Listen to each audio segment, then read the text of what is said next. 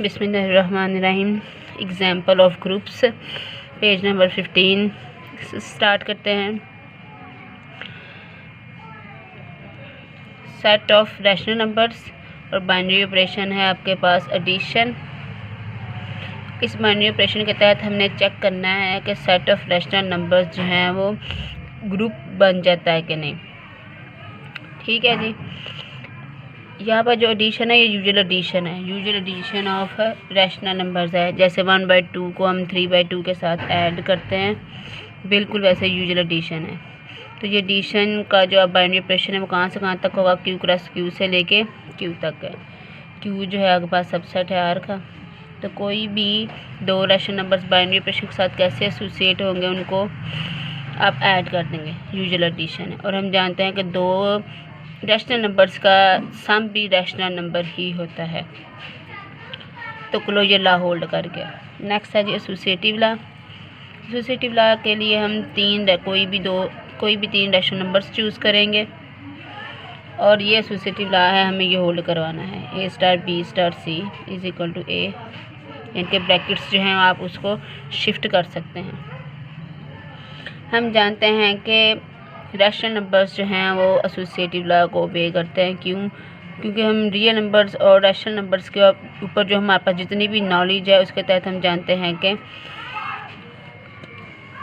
ये associative law hold करते हैं। मिसाल के तौर पर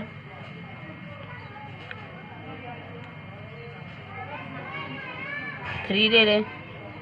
हम जानते हैं 1 + 2 + 3 + 3 विच इज़ 6। और अगर मैं इस फैशन से लिखूं 1 + 5 इज़ इक्वल टू 6, तो दोनों साइड्स बराबर हैं, ये हम जानते हैं। नेक्स्ट है जी आइडेंटिटी एलिमेंट रैशनल नंबर्स में। रैशनल नंबर्स के अंदर हम जानते हैं कि 0 एक ऐसा नंबर है जिसको किसी भी रैशनल नंबर्स में ऐड किया जाए, चाहे लेफ़्ट साइड से चाहे राइट साइड से, तो हमारे पास वही आंसर आता है। तो 0 जो है वो आइडेंटिटी एलिमेंट के तौर पर वर्क करता है हमारे पास। नेक्स्ट है जी हमारे पास इन्वर्सेस। हम जानते हैं कि कोई भी आप एक रैशनल नंबर लें, उसका माइनस जो है वो उसका नेगेटिव नंबर मौजूद है रैशनल नंबर्स के अंदर, सच दैट कि हम उन दोनों को ऐड करें तो हमारे पास आंसर आइडेंटिटी एलिमेंट आ जाता है। हमारे पास आंसर जो है वो आइडेंटिटी एलिमेंट आ जाता है। तो चाहे हम इसे लेफ़्ट साइड से ऐड करें या राइट साइड से ऐड करें, दोनों सूरतों में हमारे पास आंसर जो है वो आइडेंटिटी आ रही है। तो हमारे पास सेट ऑफ रैशनल नंबर्स के अंदर तमाम रैशनल नंबर्स के नेगेटिव्स मौजूद हैं और वही उसके इन्वर्सेस बन जाते हैं। तो हमारे पास हर रैशनल नंबर का इन्वर्स भी इसके अंदर मौजूद है। तो Q अंडर यूजुअल एडिशन आपके पास ग्रुप बन गया है।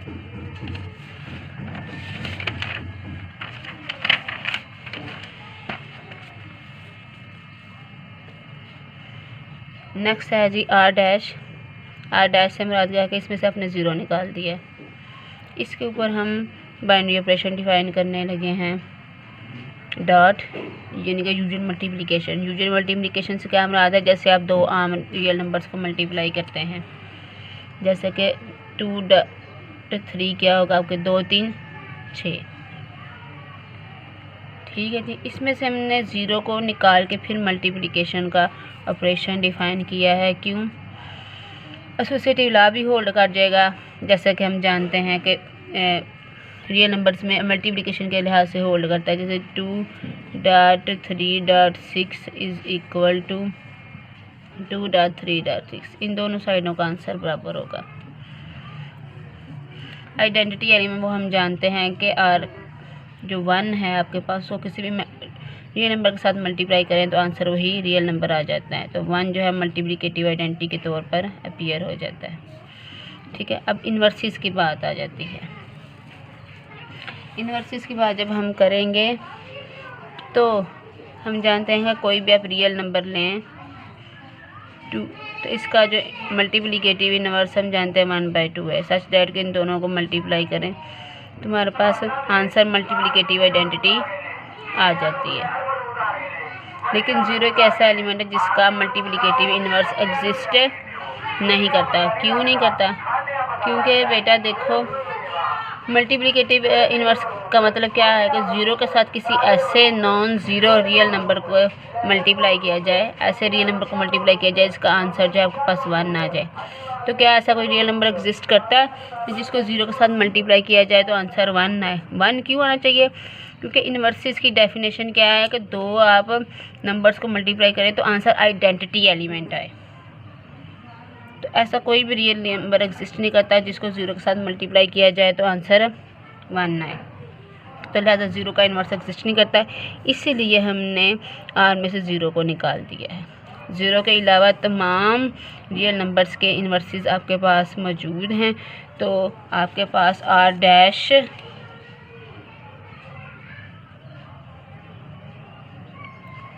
With respect to multiplication group है ज़ीरो को निकाल के।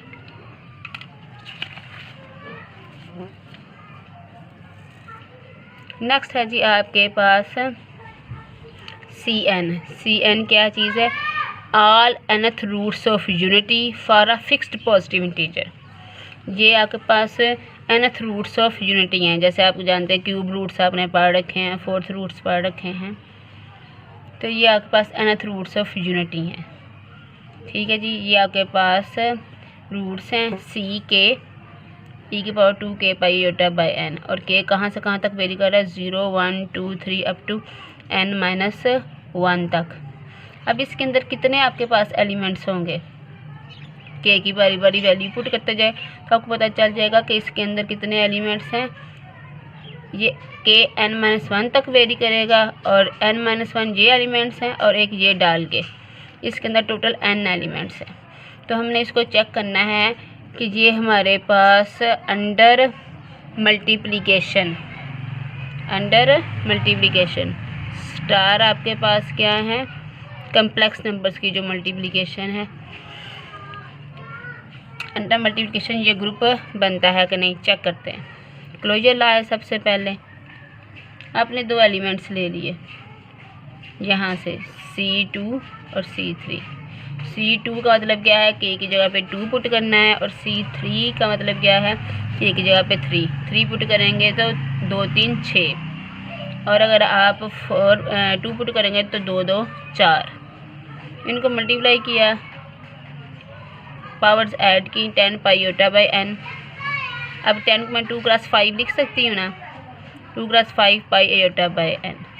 तो ये क्या बन गया है? ये जो k की वैल्यू ये बताती है कि ये कौन सा इसमें से रूट है, तो ये C5 है। अब इन दोनों को आपने मल्टीप्लाई किया तो आपके पास अनदर रूट, इन्हीं में से कोई और दूसरा रूट आ गया है, इसका मतलब है कि ये CN को बिलोंग कर रहा है।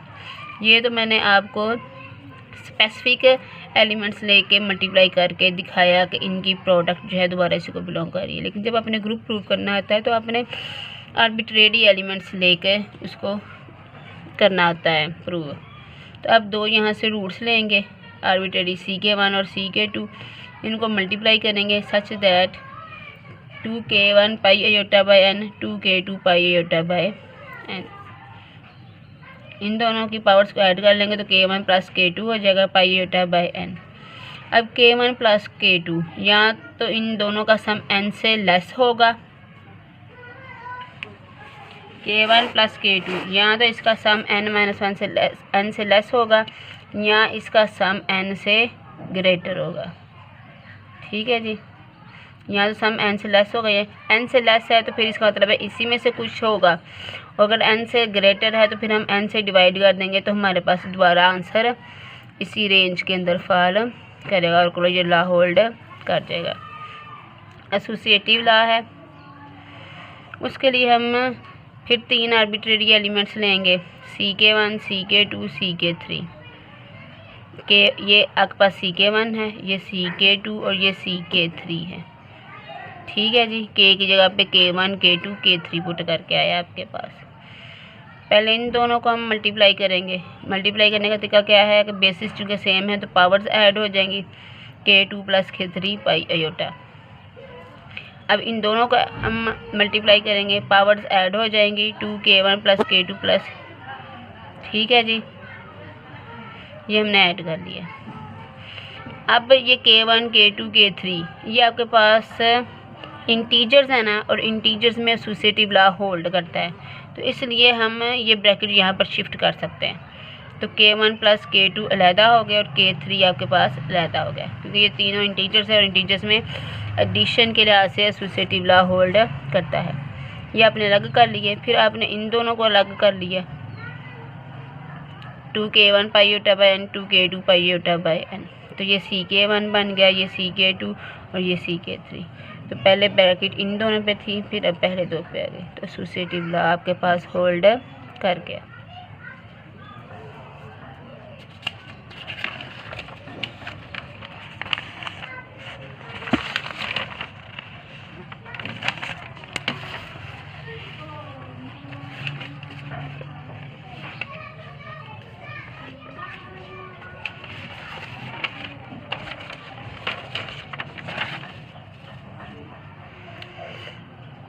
नेक्स्ट है जी आपके पास आइडेंटिटी एलिमेंट।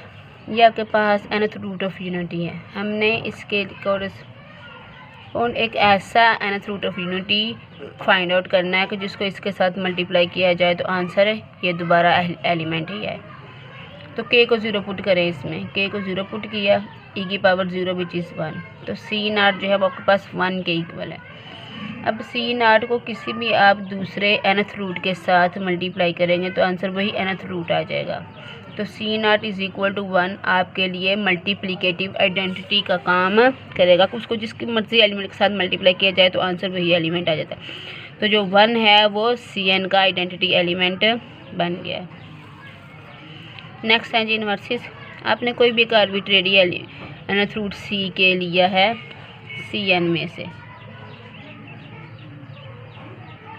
Cn में से एक एलिमेंट ले लिया है। अब अगर Cn के पास Ck मौजूद है, Cn क्या चीज़ है?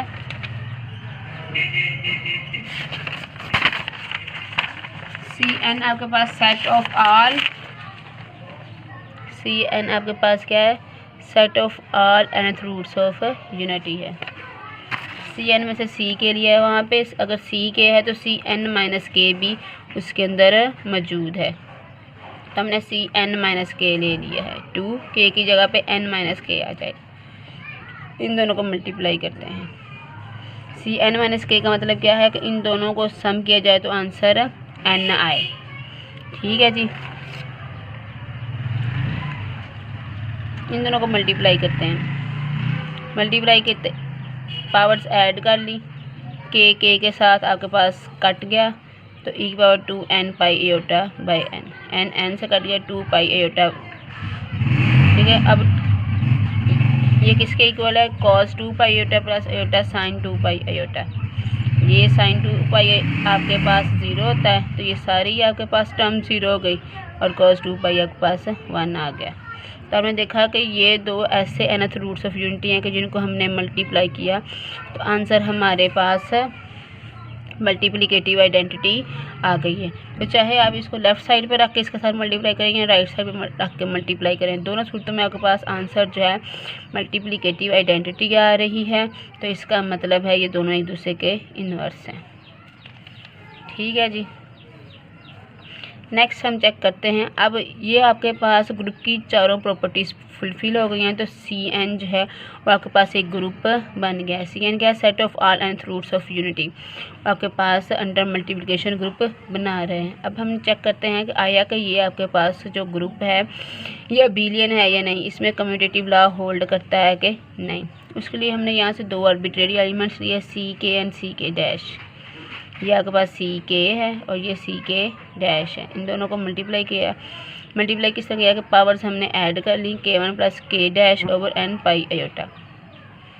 ठीक है जी, अब यहाँ पे K प्लस K डैश है, ये दोनों इंटीजर्स हैं।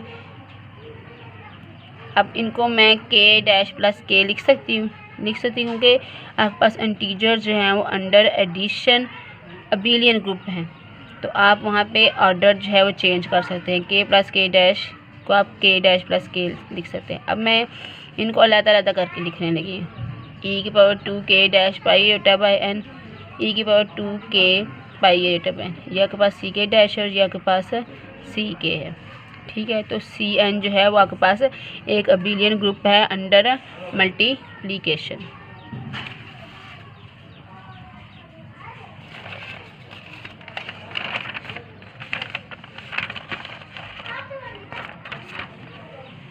नेक्स्ट एग्जांपल है हमारे पास ZN मॉडुलो क्लासेस हैं आपके पास। इसमें हमने एडिशन डिफाइन की। एडिशन हमने किस तरह से डिफाइन की है, कोई भी दो आप यहाँ से क्लासेस लेंगे, उनका ऑर्डिनरी सम करना है और उस सम को फिर आपने डिवाइड करना है n के साथ और यहाँ पे रिमाइंडर लिखना है। ठीक है, ये पहले भी हम डिस्कस कर चुके हैं।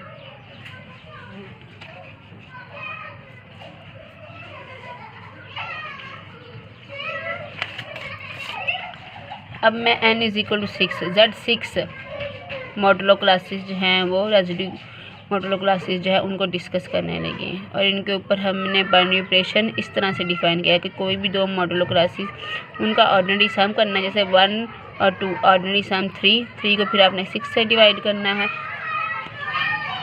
R क्या है आपके पास, R is reminder after dividing ordinary sum of A and B। A and B के ऑर्डिनरी सम को डिवाइड करने से आए। अब हमारे पास इसको हमने चेक करना है कि ये ग्रुप बन जाता है कि नहीं इस बाइनरी ऑपरेशन के तहत।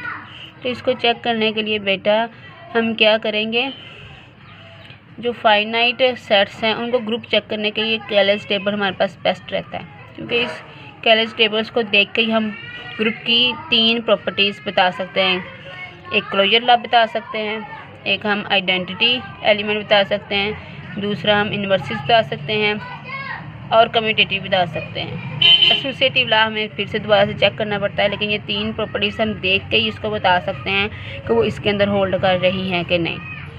0 + 0 0, आपने ऐड करते जाना है जब तक कि आपके पास 6 या 6 से लेस है। जब यूँ ही 6 या 6 से ज़्यादा हुआ तो आपने डिवाइड कर देना है। 0 + 1 1, 0 + 2 2, 0 + 3 3, 0 + 4 4, 0 + 5 5, 1 + 0 1 + 1 2, 1 + 2 3, 1 + 3 4, 1 + 4 5, 1 + 5 6। अब 1 + 5 आपके पास क्या आ गया 6। 6 को 6 से डिवाइड करें तो 0 रिमाइंडर है। 6 इज़ कॉन्ग्रुएंट टू 0 मॉडुलो 6, तो आंसर आपके पास आ गया 0। अब 2 को आप ऐड करते जाएं। जब आप 2 को 4 के साथ ऐड करेंगे ना तो 6 को 6 पे डिवाइड करें 0, तो आप यहाँ पे रिमाइंडर लिखेंगे 0। 2 को जब आप 5 के साथ ऐड करेंगे 2 + 5 7, आपके पास सम एक्सीड कर गया 6 से डिवाइड करें रिमाइंडर 1, तो 2 + 5 जो है उसका आंसर आया 1। 7 इज़ कॉन्ग्रुएंट टू 1 मॉडुलो 6। 2 + 5 को क्या अलॉट हुआ है 1, रिमाइंडर जो है वो 1 है। इस तरह आप सारा कैलेज टेबल बनाएंगे। अब देखिए जब आप कैलेज टेबल बनाने में कामयाब हो गए हैं,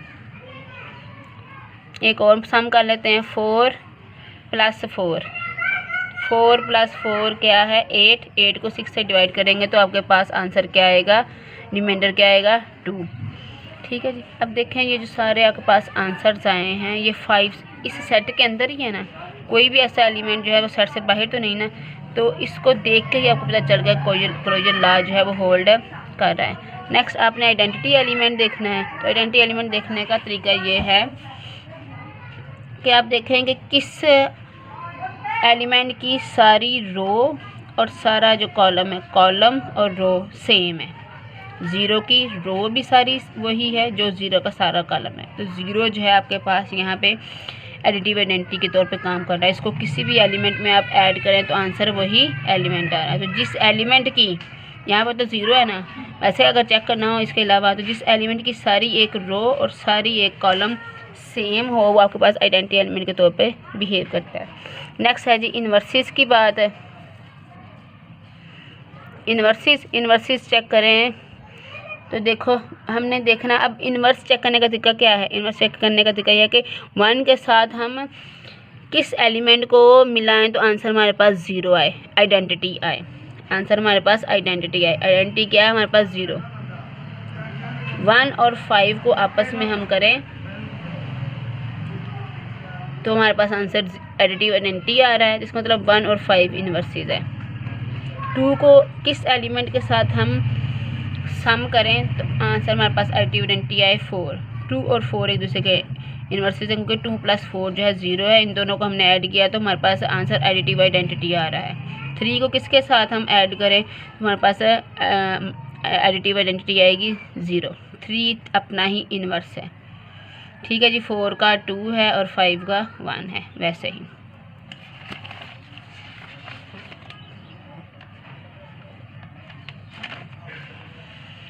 अब है associative law. Associative law check कर लेते हैं। 3 एलिमेंट्स ले लिए 2, 3 एंड 4। 3 + 4 जो है आपके पास 7, या टेबल से देख लें। 3 + 4 का आंसर क्या है आपके पास 1। 3 + 4 का आंसर क्या है 1 लिख लिया है। 2 + 1 = 3। अब ब्रैकेट्स इधर हैं। 2 + 3 का आंसर 5। 5 + 4 9 को 6 से डिवाइड किया 3। दोनों साइड्स का आंसर बराबर हो गया। ये तो मैंने सिर्फ एक जो है वो कम्बिनेशन लेके चेक किया है। आपने ऑल पॉसिबल ट्रिपलेट्स के कम्बिनेशन लेने हैं, 3 कम्बिनेशन बनाने हैं और उन सब के लिए एसोसिएटिव लॉ चेक करना है। आप देख रहे हैं कि ये होल्ड करेगा। अब टेबल कैलेज टेबल से देख के आप बता भी सकते हैं कि आपके पास ये ग्रुप अबिलियन है कि नहीं, कम्यूटेटिव के नहीं। तो उसके देखने का तरीका ये है कि जो डायगोनल्स है, ये आप डायगोनल लिया, डायगोनल के ऊपर और नीचे अगर तो एलिमेंट्स सिमेट्रिक हैं, अगर डायगोनल के दोनों तरफ एलिमेंट्स सिमेट्रिक हैं तो इसका मतलब है ग्रुप आपके पास अबिलियन है। ठीक है जी। जैसे कि देखने से ही पता चल रहा है आपके पास 4 + 5 क्या है 4 प्लस, पहले 4 है ना तो 4 पे आना है। 4 + 5 आंसर है 3। 5 फिर आप अब 5 ऑर्डर चेंज करते हैं, 5 + 4 करते हैं। 5 + 4 3। A + B = B + A। इसी तरह बाकी पेयर भी आप चेक कर सकते हैं और आप देखेंगे कि ये अबिलियन हो जाता है, कम्यूटेटिव लॉ होल्ड कर रहा है।